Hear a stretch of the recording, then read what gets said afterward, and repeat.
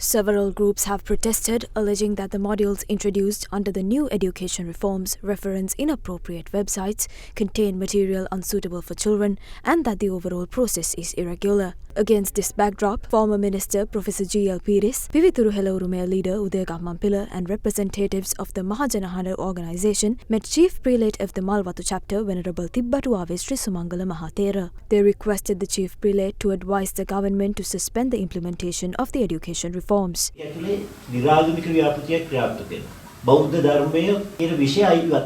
The delegation also called on Chief Prelate of the Askiri chapter, Venerable Warakagoda Sri Gnana Ratana Mahathera.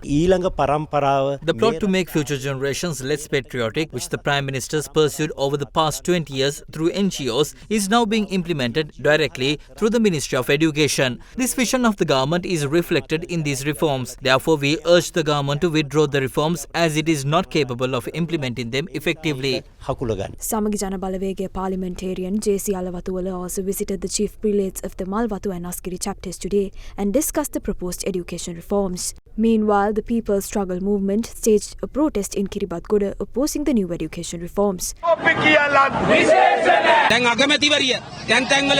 have heard that the Prime Minister and the government intend to implement the reforms despite objections. We understand this is due to financial incentives. The ADB is providing $200 million and to secure it, they must be convinced that the reforms were implemented. We must unite and resist this. Meanwhile, several parties, including teacher principal unions, continued to criticize the reform program. These reforms cannot be implemented forcefully out of ego. Teachers, unions oppose them and the majority of the public is also against them. The concerns extend beyond the link issue to the entire system. The teacher principal union has decided to meet the president directly as the Prime Minister has been misled by those around her. Accordingly, we will meet the president tomorrow to hear his response. These reforms cannot be implemented in this manner. All stakeholders must be consulted. The proper reform suitable for our country must be proposed. A solution should be provided within the week. Otherwise, we will initiate a continuous strike next week with all parties concerned.